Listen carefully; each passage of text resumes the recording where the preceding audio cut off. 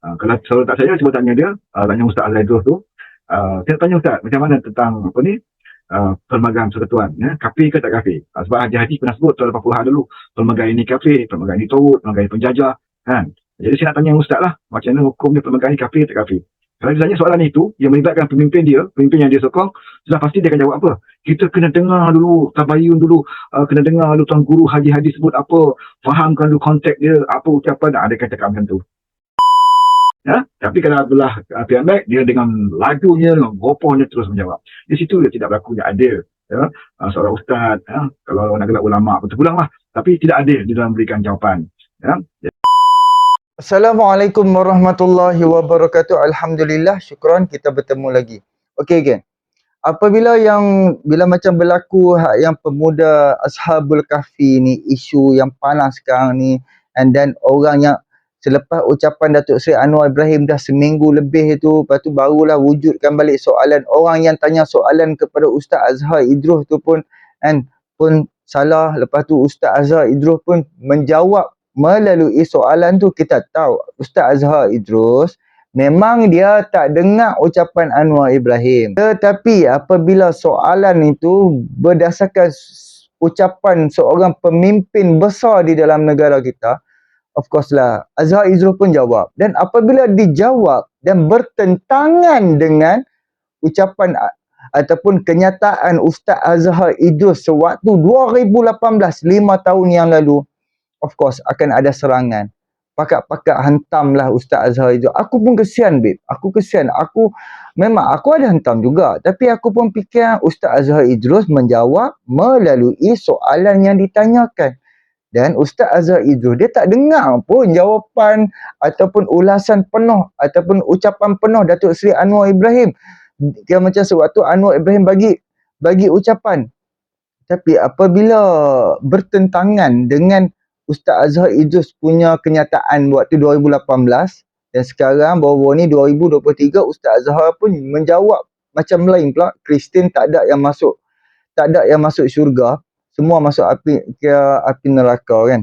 Jadi pelbagai hantaman, makian, ni kata ustaz munafik lah, ustaz itu kan, disebabkan sentimen politik, menjawab disebabkan musuh politik, terlalu gopoh kan, terlalu kebencian penuh Ustaz Azhar Idrus ni penuh dengan kebencian, menjawab di dalam penuh kebencian terhadap Perdana Menteri, terhadap kerajaan.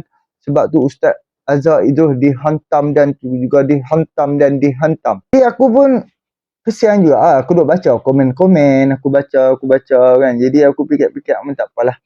Tak apa.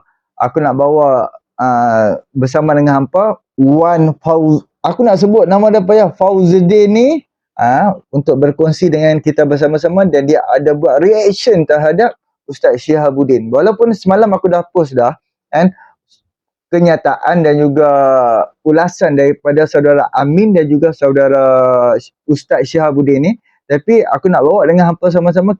Aku nak berkongsi dengan hampa daripada Wan Fauzuddin ni bersama dengan Ustaz Syihabuddin juga di dalam video dia. So ini pada aku sangat-sangat penting lah, sebab sampai sekarang ada yang kata Ustaz Azhar Idrus salah, ada yang kata Ustaz Azhar Idrus tak bersalah, lepas tu ada yang kata dua-dua orang tak bersalah pun sebenarnya. Tapi ada pelbagai fahaman, ada pelbagai lah orang kata apa, perbincangan di antara ustaz-ustaz ilmuwan-ilmuwan. So dibuat reaction terhadap Wan Fauzuddin ni. Jom sama-sama kita dengar apa yang diperkatakan oleh sahabat ni. Jom sama-sama kita dengar. Okey, untuk hari ini saya masih lagi mahu bercerita tentang isu yang masih lagi belum reda nampaknya, tentang isu dan kisah Ashabul Kahfi. Ya, tentang pemuda-pemuda yang berlindung di dalam gua dan ditidurkan oleh Allah Ta'ala di dalam gua. Dan kisah ini terkenal dan ianya menjadi agak hangat dan ada hikmahnya juga, kerana rakyat dah ada yang masih lagi tidak tahu kisah tentang Ashabul Kahfi ini. Mereka boleh mengikuti kembali kisah ini, ya, apa yang diceritakan dalam Al-Quran dan apa yang diceritakan oleh hadis dan diceritakan oleh tutur guru para ulama tentang kisah ini. Tetapi ianya menjadi menarik apabila kisah ini dikongsikan juga oleh PMX kita, ya. Di dalam satu ucapan beliau di hadapan penjawat-penjawat awam di Jabatan Perdana Menteri, dan tujuan beliau menceritakan kisah ini adalah untuk memberi motivasi kepada penjawat-penjawat awam tentang istiqomahnya, ya, dalam memperjuangkan kebenaran dan tidak takut untuk menyatakan kebenaran di samping istiqomah terhadap kepercayaan, ya, agama yang membawa kebenaran itu. Ini yang nak cuba disampaikan oleh PMX kepada penjawat awam. Betapa jangan takut, ya, untuk kita menyatakan kebenaran, dan jangan takut untuk berjuang ke arah kebenaran. Bermaksud penjawat awam ni, kalau diberikan setikan motivasi seperti ini, mereka mungkin lebih berani, ya, untuk melawan rasuah, lebih berani untuk menaklukkan kegiatan-kegiatan penyelewengan keterisan di dalam jabatan masing-masing, dan supaya mereka lebih bertanggungjawab dan sedar bahawa tugas yang diamanahkan kepada mereka itu adalah tugas yang ada kaitan juga dengan agama, ya, agama masing-masing lah. Kalau agama Islam, dan tentunya, dan bagi mereka penjawat awam yang bukan Islam, tentu juga agama mereka, ya, tidak bersekongkol, ataupun agama mereka tentunya tidak akan menghalalkan perbuatan-perbuatan rasuah ini. Ini yang cuba disampaikan oleh PMX, ya. Dan beliau menceritakan sikit sebanyak tentang kisah Ashabul Kahfi ini, tentang pemuda-pemuda ini, dan beliau menyatakan peristiwa itu berlaku ketika waktu agama Kristian, ya, selepas Nabi Isa alaihissalam, dan kemudian ucapan itu beliau sertakan, ya, dengan ayat Al-Quran yang menyatakan bahawa pemuda itu adalah orang yang beriman dengan Allah, ya. Itu dinyatakan yang jelas bacaan Al-Quran itu. Jadi yang jadi kehairanan bagi kita bila benda ini menjadi isu setelah ada satu soalan yang ditujukan kepada Ustaz Azhar itu, dan tapi soalan itu pun dah bentuk satu soalan yang lari daripada konteks sebenarnya. Bila beliau bertanyakan kepada Ustaz Azhar Idrus tentang ada seorang pemimpin, katanya, ya, pemimpin, kita fahamlah, memang dia tak sebut nama, tetapi bila sebut pemimpin dan kebetulan peristiwa itu baru berlaku, maka dia merujuk kepada PMX. Ini tidak boleh kita nafikan, tidak boleh kita elakkan. Ya, ada satu pemimpin mengatakan bahawa pemuda Ashabul Kahfi itu adalah seorang Kristian, ya, bukan orang Islam lah maksudnya tu. Dan Ustaz Azhar Idrus pun dengan spontan terus menjawab dan mengatakan, inilah masalahnya, ada pemimpin jahil mengatakan pemuda ini bukan Islam, tidak beriman dengan Allah. Ada panjang cerita dia, padahal tidak ada kena-mengena pun, kan. Bahkan PMX tak sebut pun pemuda itu orang Kristian. Yang disebutnya adalah pemuda itu kisah ini berlaku pada era ketika itu, ya, selepas Nabi Isa AS adalah beragama Kristian, ya, Kristian waktu itu. Dan banyak ulama juga mengatakan sekiranya pemuda itu dikatakan Kristian sekalipun, itu Nasara, ya. Kemudian Nasara itu agama ketika itu adalah memang Nasara lah, ya, agama Nasrani, iaitu yang percaya juga kepada Tuhan, kerana ketika itu belum wujudnya Nabi Muhammad SAW. Dan setiap Nabi ada membawa agama yang bertuhankan, ya, sama seperti Tuhan kita. Cuma tidak dinamakan agama mereka lah, ya, agama bangsa Nasara dengan agama Kristiannya, dengan kitab Zabur, Taurat, Injil, ini macam-macam, ya? Dan dia tidak lari daripada konsep ketuhanan yang esa, iaitu satu, ya. Jadi benda inilah yang diperdebatkan oleh ulama. Ada mengatakan pemuda Ashabul Kahfi itu adalah memang dia beragama Kristian, tapi Kristian yang percaya kepada Allah SWT, bukan Kristian yang ada hari ini. Jadi kebanyakan yang jadi keliru ni kejahilan kita memahami kisah ini. Bila kita PMX merujuk kepada Kristian, mereka mengatakan Kristian yang ada hari inilah, kan, yang telah diselewengkan. Kita faham bagaimana kitab yang diturunkan kepada Nabi Isa AS itu telah pun diselewengkan, itu kita faham. Tapi peristiwa Ashabul Kahfi itu berlaku sebelum itu, dalam keadaan agama itu benar, ya, dia bawa oleh Nabi Isa AS. Dan untuk lebih jelas lagi, saya nak kongsikan dengan saudara apa yang diulas oleh Ustaz Sihabuddin Ahmad. Saya selalu ikuti beliau dalam YouTube beliau, dan beliau selalu buat live kat TikTok, dekat channel YouTube, dan beliau banyak mengulas tentang isu-isu semasa, termasuk juga kadang isu politik. Ustaz Sihabuddin ni bukan orang politik, ya.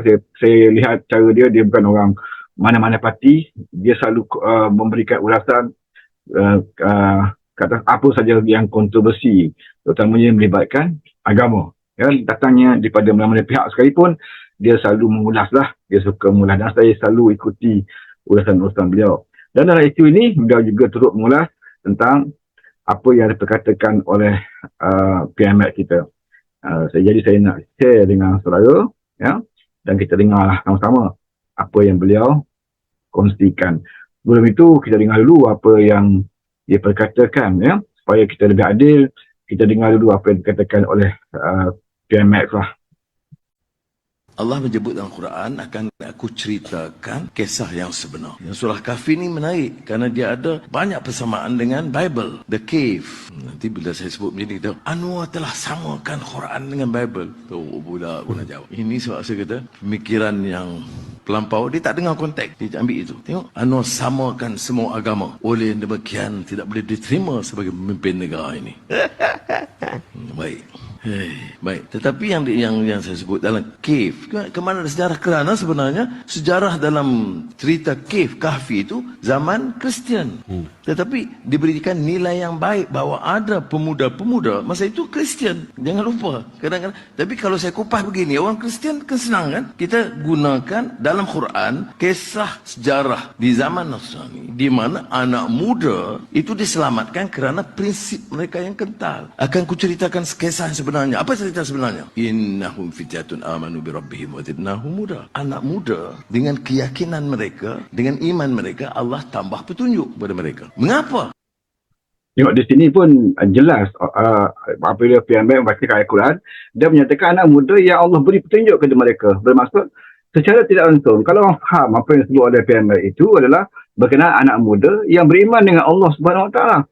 Jadi kenapa pula perlunya Ustaz Zadrus mengatakan, kenapa nak katakan anak muda ni kafir, Kristian, tidak percaya kepada Allah. Ini masalahnya pemimpin yang tidak beriman, pemimpin yang jahil, apa semua kan. Jadi padahal saya rasa Ustaz Zadrus ini tidak tabayun, tidak mendengar dulu, ya, apa sebenarnya yang dikatakan oleh PMX kita, tetapi dia terus menunjuk kepada soalan-soalan yang tidak jelas, soalan-soalan yang lari daripada konteks yang sebenar. Kita boleh dengar tadi bagaimana PMX membaca ayat Quran dan menyatakan bahawa itu adalah petunjuk yang Allah berikan kepada pemuda berkenaan lah, pemuda Ashabul Kahfi. Dan kita dengarkan seterusnya. Kerana ini soal nilai, soal prinsip. Dia tidak terpukau dengan kuasa dan kezaliman dan penindasan dan penipuan porak-poranda di luar. Dia pilih untuk selamatkan diri mereka kerana terpahat dalam hati sanubari mereka. Apa dia terpahat? Warabatna ala qulubihim. Pahat di hati sanubari mereka hanya keyakinan dan kekuatan Allah yang menjadikan langit dan bumi. Tengok, Allah yang menjadikan langit dan bumi. Terpahat di hati mereka Allah yang menjadikan langit dan bumi. Ini disebut jelas oleh Tuan Naurim bahawa dia sendiri mengakui bahawa Ashabul Kahfi itu adalah orang yang taat kepada Allah. Ya? Dan kita seterusnya kita dengarlah Ustaz Syahabuddin nanti di komen apa yang dikomen kat situ. Panjang juga ya. Saya tengok video Ustaz Syahabuddin ni dalam 13 minit jugalah. Ya. Tidak kurang daripada 13 minit apa yang beliau ulaskan, tapi saya akan cuba potong-potong sikit supaya tidak makan masa yang lama. Tengok kalau Jaki mangguk, saya selamat. Alhamdulillah sahabat-sahabat, kita telah menonton video berkenaan sama-sama tadi. Kita berikan reaction berkaitan tentang isu ni. Apatah lagi orang dah ramai sangat bising berkaitan tentang hal ni. Dan banyak dakwaan-dakwaan yang saya fikir tidak patut telah diletakkan dan telah dikatakan kepada PMX kita. Sahabat-sahabat, kita kupas satu persatu. Yang pertama, adakah Nasrani itu adalah Kristian? Sahabat-sahabat, secara umumnya orang-orang Kristian hari ini adalah orang Nasrani ataupun orang Masihi, tanpa kita kira mereka itu Koptik, Protestan atau Katolik. Bagi umat Islam, kita meyakini bahawa agama asal bagi mereka adalah agama Nasrani ataupun Masihi yang merupakan pengikut-pengikut ajaran Nabi Isa AS. Asalnya, mereka berada dalam ajaran yang benar sehinggalah berlaku penyelewengan demi penyelewengan dalam agama mereka. Bahkan umat Islam meyakini bahawa agama dan ajaran Nabi Isa itu tidaklah pupus sebelum kelahiran Nabi Muhammad SAW. Tetapi ia kekal wujud sehinggalah Nabi SAW dilantik sebagai Rasul. Antara buktinya adalah kisah Ashabul Ukhdud yang merupakan kisah orang Nasrani yang dibunuh dengan cara dibakar hidup-hidup di dalam satu kawah berapi. Ia berlaku lebih kurang 48 tahun sebelum kelahiran Nabi Muhammad SAW. Di dalam Jadi di sini beliau menyatakan bahawa Nasrani yang juga dikenali sekarang ni difahami sebagai agama Kristian itu wujud dalam keadaan agama waktu itu menyembah Allah yang Maha Esa. Ya, setelah kelahiran Nabi Isa AS. Ya, jadi apa yang PMS sebut bahawa peristiwa itu berlaku selepas kelahiran Nabi Isa AS di zaman ketika itu adalah zaman Kristian, itu betul. Dan benarlah Kristian di ketika itu bukan Kristian yang kita faham hari ini. Ya, di sini yang ramai yang terkeliru ni saudara. Sebab itu masalahnya bila Ustaz Al-Zaidrus bercakap mungkin kita lebih kepada politik, bukan menjawab isu agama yang sebenar, ya, tidak bertabayun. So kurangnya dia tanya dulu kan apa ucapan sebenarnya pemimpin tersebut, kemudian dan mereka boleh tanya apa yang dimaksudkan oleh pemimpin dalam konteks macam mana, ataupun ikuti sepenuhnya ya konteks ucapan daripada PMX itu supaya Ustaz Al-Zaidrus lebih adil dalam membuat jawapan lah, dalam memberikan jawapan.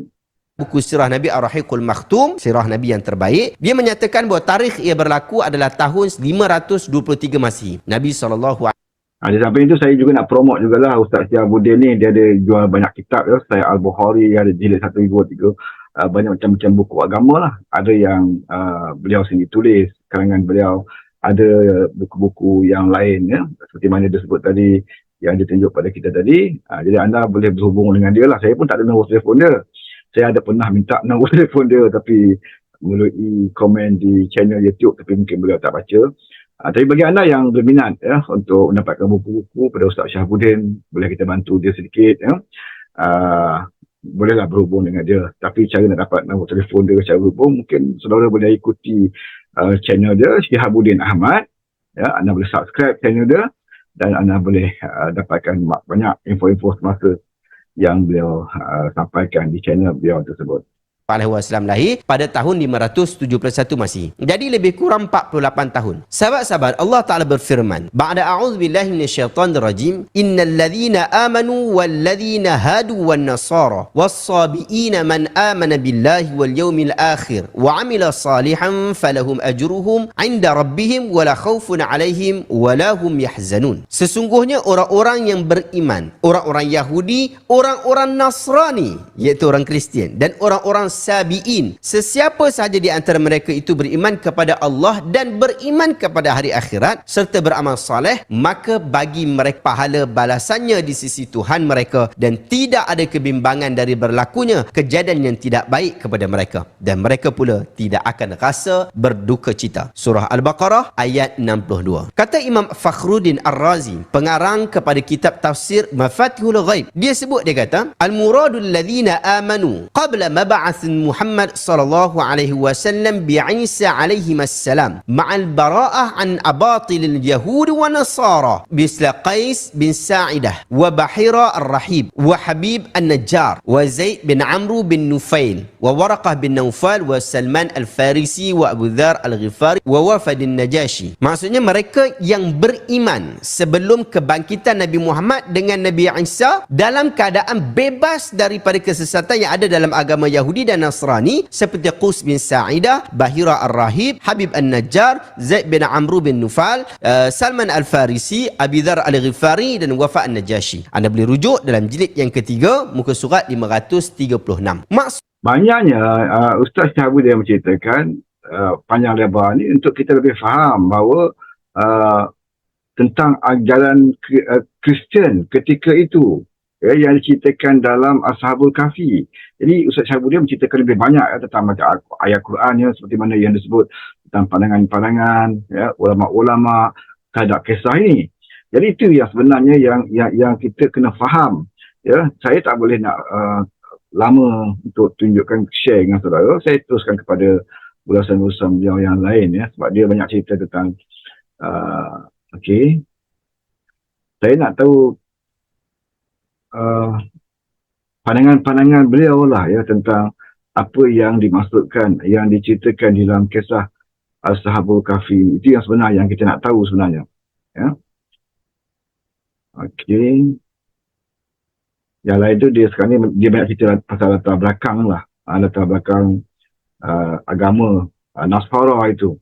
Jadi yang kita nak tahu adalah berkaitan dengan kisah Ashabul Kahfi. Ashabul Kahfi ini. Al-Masih ibnullah. Dzalika qauluhum bi afwahihim. Orang-orang Yahudi berkata Uzair adalah anak Allah, dan orang-orang Nasrani pula berkata Al-Masih ialah anak Allah. Demikianlah perkataan mereka dengan mulut-mulut mereka sendiri. Anda boleh rujuk dalam surah At-Taubah ayat 30. Jadi ada Nasrani yang benar dahulu, ada Nasrani yang sesat. Walaupun Kristian ini lebih merujuk kepada orang Nasrani yang sesat, tetapi dalam konteks hari ini bila disebutkan Nasrani, maka ia adalah Kristian. Awak boleh sebut mereka Kristian Katolik, boleh mereka sebut Kristian Koptik, Kristian Protestan dan seumpama dengannya. Tapi semua mereka ini adalah orang yang sama. Jadi tak ada masalah sebut Nasrani dengan sebutan Kristian. Kemudian, adakah benar wujud kisah Ashabul Kahfi di dalam Bible seperti mana Okey, kisah Ashabul Kahfi ini, adakah terdapat kisah itu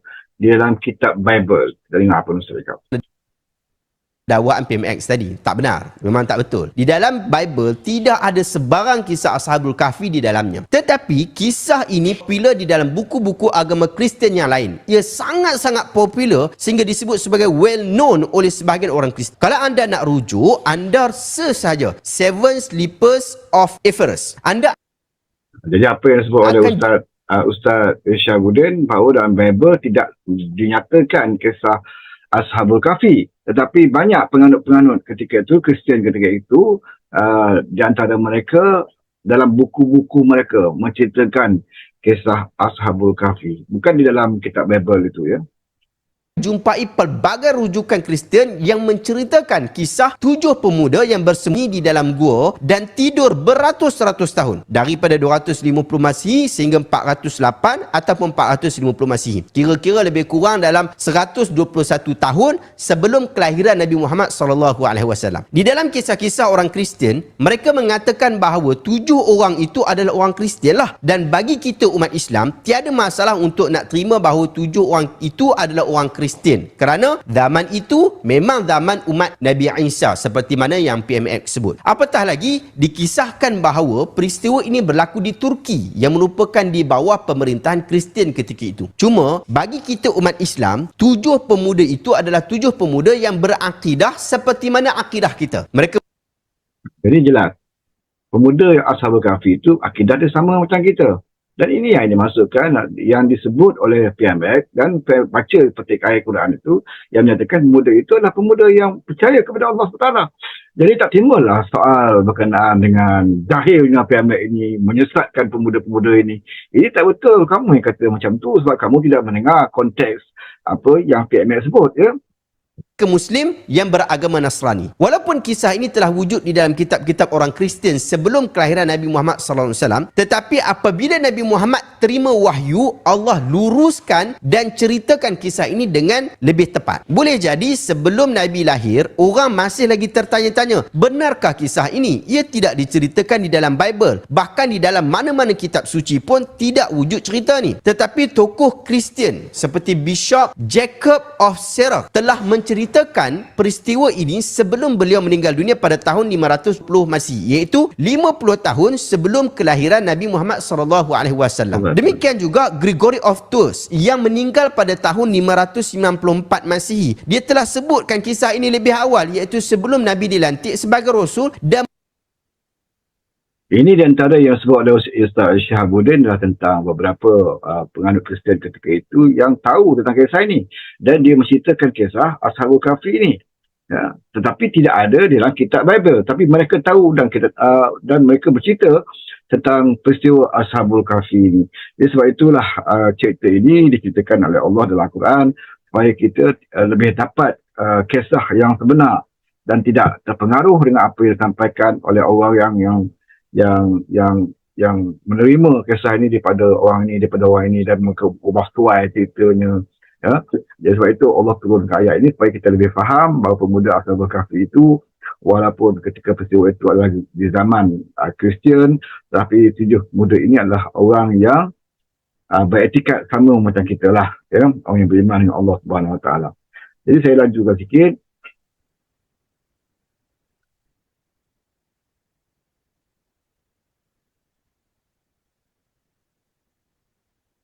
isu ni. Sahabat-sahabat, para ulama berselisih pendapat tentang bilakah peristiwa ini berlaku. Ada yang kata bahawa dia berlaku sebelum kelahiran Nabi Isa dan ada yang kata selepas kelahiran Nabi Isa. Tetapi majoriti ulama memang mengatakan ia adalah selepas kelahiran Nabi Isa. Seolah-olah mengatakan dan mengiyakan sumber Kristian di dalam isu ini. Antaranya Ibn Ashur, pengarang tafsir At-Tahrir wa Tanwir, dia cerita bahawa kisah Ashabul Kahfi ini ketika menjelaskan surah Al-Kahfi dengan membawa riwayat yang popular dalam agama Kristian. Cerita dia sebiji macam mana orang Kristian cerita. Dahulu terdapat satu kumpulan orang soleh yang beragama Nasrani dalam kalangan rakyat Absus. Mereka memerangi penyembahan berhala. Mereka hidup di zaman Duqyus atau Diqyanus, kira-kira tahun 237 Masihi. Dia memerintah setahun saja. Dia amat taksub dengan agama Romawi dan amat bencikan agama Kristian. Duqyus mengancam mereka untuk diseksa, maka kelompok tersebut keluar daripada kota menuju ke gua yang digelar Bin Jalus. Di situlah terletaknya gua yang mereka beribadat di sana dan akhirnya mereka ditidurkan di situ. Sehingga akhir ceritalah. Dan pada akhirnya Ibn Ashur sebut lagi, wa qissatu ahli kahfi lahat tisalu bitarikh turin kabir min atwari tuhuril adyan al-haq wa bi khasatin tur intishar an-nasraniyah fil ard. Kisah Ashabul Kahfi ada kaitan kuat dengan peringkat penyebaran agama yang benar, khasnya penyebaran agama Nasrani Kristian di muka bumi. Anda boleh rujuk dalam jilid yang ke-10 muka surat 264. Jadi sahabat-sahabat, jelas di sini apa yang PMX sebut tu tak ada masalah besar pun. Jangan buat teruk pada perkara yang tak teruk. Isu utama yang PMX sebut ialah kaedah di dalam kita berdakwah. Boleh jadi kita menggunakan sumber yang disukai oleh orang itu untuk mengajaknya sama-sama melakukan kebaikan. Wallahu ta'ala alam. Semoga anda dapat manfaat daripada perkongsian hari ini. Jika anda rasa video hari ini kita mengucapkan ribuan terima kasihlah kepada Ustaz Syihabuddin, dan sekali lagi saya nak promote juga dia punya channel ya, Syihabuddin Ahmad. Anda boleh subscribe dan kita kongsikan ya apa yang dia telah pun beliau kongsikan dalam kisah ini jelas, dan bukan beliau saja yang memberikan ulasan tentang peristiwa Ashabul Kahfi ini ya. Ashabul Kahfi ini ramai banyak ustaz yang telah mengulas, termasuk daripada Menteri Agama Ustaz Hasanuddin juga, dan ramai lagi lah ya. Saya dah tengok 2, 3, 4 ustaz yang bukan orang politik pun yang telah mengulas ini, dan semuanya pro kepada dan menyokong apa yang terangkan oleh PMX kita. Cuma Ustaz Zadrul ni saya tak tahulah macam mana, terlalu cepat sangat dia memberikan jawapan ya, tanpa dia ada tabayun, tanpa dia nak fakta dulu apa kisah sebenarnya, apa yang disebut oleh PMX. Sebab itu saya katakan bila kita menjawab satu soalan agama, bila kita kaitkan dengan politik ni masalah dia ya. Bila kita tanamkan dalam hati kita memang kita tak suka kepada pemimpin itu, maka kita menjawab ya, untuk menjurus ke arah orang tidak suka kepada pemimpin tersebut. Kalau selalu tak saya, cuba tanya dia, tanya Ustaz Azaidul tu, saya nak tanya Ustaz macam mana tentang apa ni, pelbagai persekutuan ya, kafir ke tak kafir. Sebab Haji pernah sebut tahun 80-an dulu, pelbagai ini kafir, pelbagai ini turut, pelbagai ini penjajah kan. Jadi saya nak tanya Ustaz lah, macam mana hukum dia pelbagai ini kafir tak kafir. Kalau dia tanya soalan itu yang melibatkan pemimpin yang dia sokong, sudah pasti dia akan jawab apa. Kita kena dengar dulu, tabayun dulu, kena dengar dulu tuan guru Haji sebut apa, fahamkan dulu konteks dia, apa ucapan, dia akan cakap macam tu. Ya, dia akan jawab terus. Dia akan kata, dengar dulu konteks apa, dia kata amanat itu, apa, kita kena dengar ucapan, keseluruhan ucapan dia. Dia akan minta kita dengar dulu keseluruhan ucapan pemimpin yang dia sokong lah. Ya, tapi kalau belah PMX, dia dengan lajunya, dengan gopohnya terus menjawab. Di situ dia tidak berlakunya adil. Ya, seorang ustaz, ya, kalau nak gelak ulama pun terpulang lah. Tapi tidak adil di dalam memberikan jawapan. Ya, jadi itulah yang boleh saya kongsikan bersama dengan anda. Mudah-mudahan kita hentikanlah polemik ini.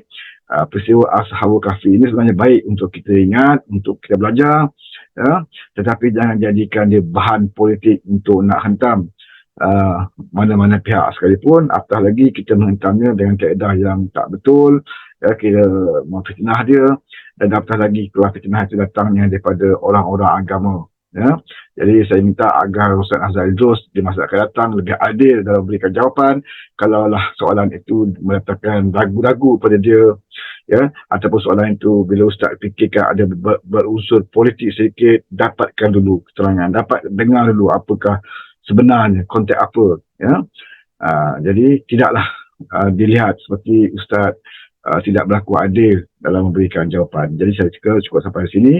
Okey geng, alhamdulillah. Seperti mana Abang Wan tadi cakap, apabila soalan-soalan politik, soalan-soalan agama, janganlah sesekali kita kaitkan dengan politik. Janganlah sesekali kita menjawab tu disebabkan kita ada dendam politik. Ini yang akan berlaku. Kita pun kita tak mau hina yang hampa kata ulama. Kita tak mau hina ulama pun. Kita tahu keilmuan Ustaz Azhar Idrus ni sangat-sangat hebat, sangat-sangat tinggi. Kita tak menghina dia. Tapi apabila kenyataan dia tu berbeza-beza. Faham tak? Waktu 2018 lain, waktu 2023 lain. Sepatutnya sebelum dia menerakakan Anwar Ibrahim, dia menerakakan pimpinan tinggi negara kita dan juga membodohkan dan juga menjahilkan seseorang, sepatutnya dia akan cakap, esok barulah saya akan jawab, saya akan tengok dulu ucapan penuh tu dulu.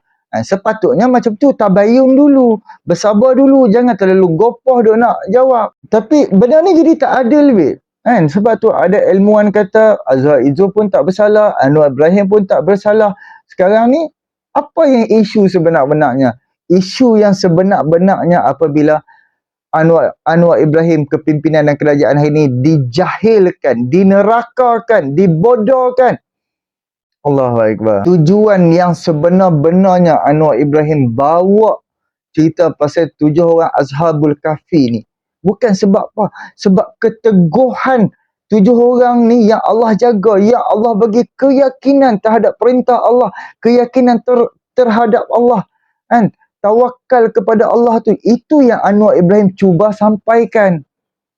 Dan yang berlaku di zaman tu adalah zaman yang mana dikatakan zaman Nasrani ataupun zaman Kristian. Memang ada pelbalahan di antara perbezaan pendapat di antara ulama-ulama sebelum-sebelum ni soal bila berlaku, adakah sebelum zaman Nabi Isa ataupun selepas zaman Nabi Isa. Jadi ini apa yang berlaku ni salah satunya disebabkan fahaman yang silap dan juga istilah yang sengaja buat tak faham. Istilah faham tak? Istilah zaman dulu kita panggil Nasrani, zaman sekarang kita panggil Kristian. Faham tak? Samalah istilah dulu kita panggil Nabi Isa, sekarang dah dipanggil Jesus. Dan kitab Injil, dulu kitab Injil zaman Nabi Isa dan sekarang dia panggil Bible. Jadi itulah kalau macam pendapat aku lah. Nampak dengan wajah cara Ustaz Azhar tu, dia menjawab di dalam keadaan sentimen politik, sebab politik. Cuba tengok kalau macam Hadi Awang, kepimpinan yang parti Ustaz Azhar tu sokong bersama dengan kepimpinan kerajaan hari ni. Allahu Akbar. Memang peluk cium lah. Oh barulah dia macam dia akan menjawab slow. Oh memang dulu ada, memang ni Kristian ada yang masuk syurga, memang Kristian itu, Kristian ini. Kita nak cakap macam mana? Benda dah jadi. Aku tak boleh cakap apa. Ada setengah orang duduk persalahkan, sedangkan Anwar Ibrahim hanya cakap di zaman Kristian. Zaman Kristian, faham tak? Zaman Kristian. Bukannya tuduh ke 7 orang tu Kristian. Tapi kalau refer balik kepada ucapan Ustaz Azhar Idrus 2018, memang ada Kristian yang masuk syurga. Kristian ataupun Nasrani yang pegang kepada kitab yang dibawa oleh Nabi Isa. Faham tak? Jadi kita pun tak maulah dia salah satu punca lagi Ustaz Azhar kena hantam macam disebabkan jawapan dia tu berubah-ubah. Berubah-ubah. 2018 cakap lain, sekarang cakap lain. Jadi sebab tu dia Ustaz Azhar Idrus ni dia dihantam, dihenyak kau-kaunya. Jadi aku baca komen pun aku pun kesian kata, sebab Ustaz Azhar Idrus ni adalah satu idola aku. Segalanya di dalam kehidupan aku, apa-apa hal, kalau apa yang aku tak faham, memang aku akan refer kepada Ustaz Azhar Idrus. Tapi aku agak tidak bersetuju atas soalan yang ditujukan. Kan? Soalan yang ditujukan kepada Ustaz Azhar, dan Ustaz Azhar mengkafirkan, menjahilkan, membodohkan dan menerakakan kerajaan hari ini, malah kepimpinan, pemimpin nombor satu negara kita. Allahu Akbar. Jadi apa-apa buat, Alhamdulillah, aku akan refer kepada Ustaz Azhar Idrus sebab aku sayang dia. Memang Ustaz Azhar ni, kita punya rasa sayang, cinta kepada ulama seperti Ustaz Azhar ni memang power, memang luar biasa. Yang politik kita letak tepi. Yang politik, antara politik aku dengan politik dia, hak tu aku letak tepi. Sekarang ni apa jawapan-jawapan soalan-soalan ke apa untuk kehidupan kita, pembuatan kita harian, aktiviti-aktiviti kita, boleh kita refer kepada Ustaz. Memang ilmu dia memang luar biasa. Ustaz Azhar itu memang Allah saja yang tahu kehebatan dia.